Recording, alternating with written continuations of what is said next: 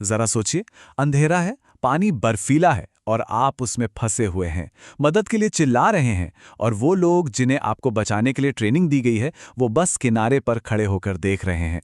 नहीं, ये कोई बुरा सपना नहीं है। इस 27 साल के सॉफ्टवेयर इंजीनियर युवराज मेहता के लिए एक खौफनाक हकीकत थी, और उनकी कहानी उन सिस्टम्स पर बहुत कड़वे सवाल उठाती है जिन पर हम सब अपनी सुरक्षा के लिए यकीन करते हैं।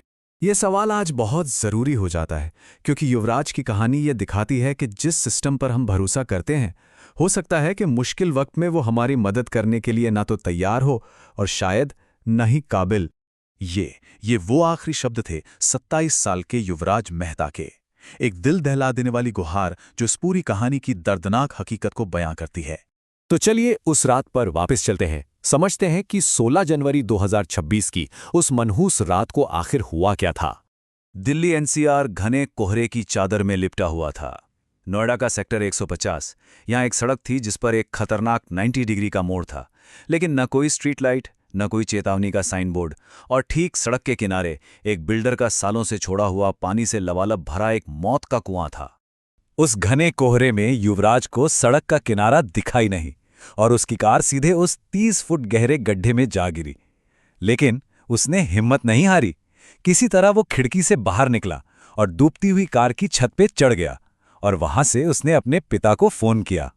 और बस यहीं से जिंदगी और मौत के बीच वो 90 मिनट का संघर्ष शुरू हुआ। एक ऐसी खिड़की जिसमें एक जान बचाई जा सकती थी। हर एक पल, हर एक सेकंड कीमती था। रात 12:06। युवराज का फोन आता है। उसके पिता सिर्फ 10 मिनट में वहां पहुंच जाते हैं। करीब आधे घंटे बाद पुलिस और फायर ब्रिगेड की टीमें भी पहुंचती हैं, लेकिन अगले 1.5 घंटे तक कुछ खास नहीं होता। लगभग 1:45 पूरे 90 मिनट तक अपनी जान के लिए लड़ने के बाद युवराज की कार पूरी तरह पानी में समा जाती है, और उसके मोबाइल की लाइट भी हमेशा के लिए बुझ जाती है। सुबह 4 बजे जब उसका शरीर बाहर निकाला गया, तब तक बहुत देर हो चुकी थी। जरा इस फर्क को देखिए।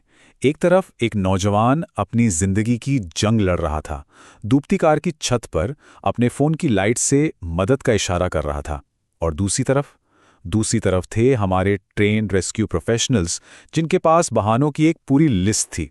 पानी बहुत ठंडा है, पानी के नीचे सरिया हो सकता है, अरे कोहरे में कुछ दिख ही नहीं रहा, हमारी रस्सियां भी छोटी पड़ गईं।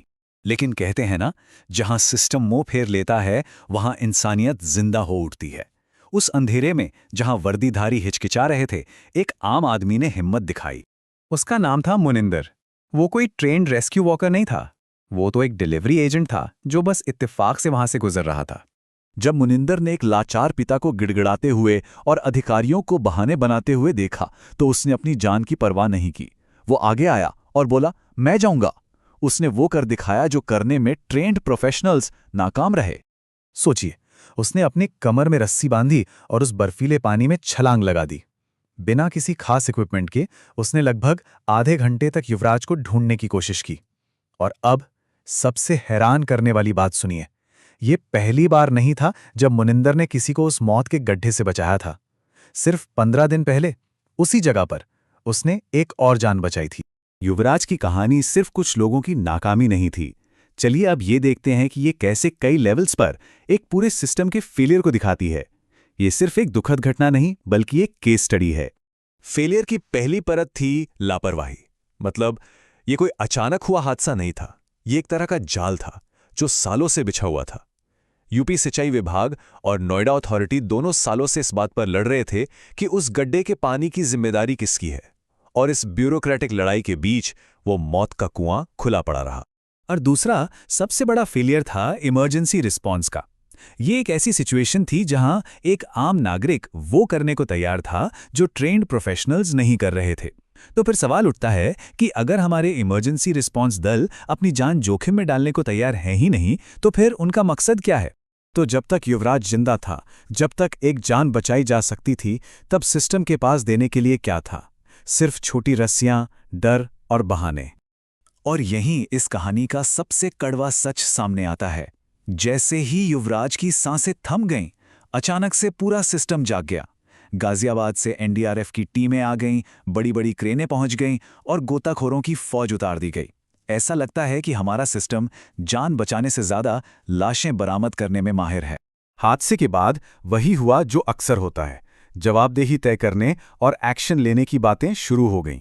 युवराज की मौत के बाद नोएडा अथॉरिटी के सीईओ को सस्पेंड कर दिया गया। जांच के लिए एक एसआईटी यानी स्पेशल इन्वेस्टिगेशन टीम भी बना दी गई और बिल्डरों पे एफआईआर भी हो गई। लेकिन सवाल वही है, क्या ये सस्पेंशन और जांच कोई असली बदलाव ला पाएंगे या ये सिर्फ जनता के गुस्से को शांत करने का एक तरीका है?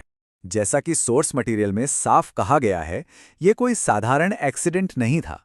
ये सिस्टम द्वारा की गई एक हत्या थी।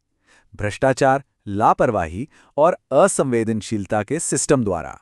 युवराज की कहानी हम सबके लिए एक चेतावनी है। उसके पास एक अच्छी नौकरी थी, एक अच्छी गाड़ी थी, एक पॉश इलाके में घर था, लेकिन इनमें से कुछ भी उसे इस खोखले सिस्टम से नहीं बचा सका। ये हमें सोचने पर मजबूर करता है कि जो युवराज के साथ हुआ वो हम में से किसी के भी साथ हो सकता है।